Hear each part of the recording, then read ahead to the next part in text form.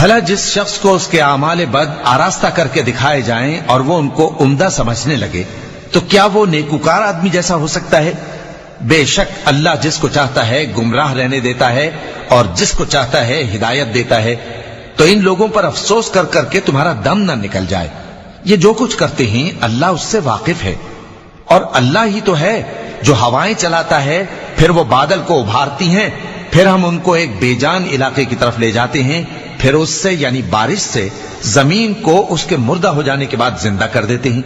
اسی طرح مردوں کا جی اٹھنا ہوگا. جو شخص عزت کا طلبگار ہے تو عزت تو سب اللہ ہی کی ہے. اسی کی طرف پاکیزہ کلمات چڑھتے ہیں اور نیک عمل ان کو بلند کرتا ہے. اور جو لوگ برے برے داؤ چلتے ہیں ان کے لیے سخت عذاب ہے اور ان کا داؤ نابود ہو جائے گا. اور اللہ ہی نے تم کو مٹی سے پیدا کیا، پھر نطفے سے، پھر تم کو جوڑا جوڑا بنا دیا.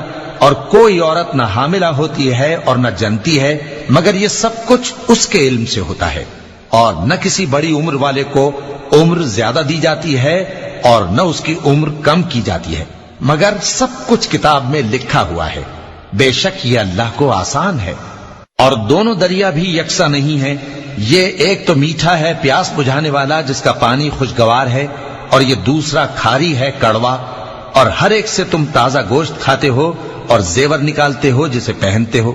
اور تم دریا میں کشتیوں کو دیکھتے ہو کہ پانی کو پھاڑتی چلی آتی ہیں تاکہ تم اس کے فضل سے معاش تلاش کرو اور تاکہ شکر کرو.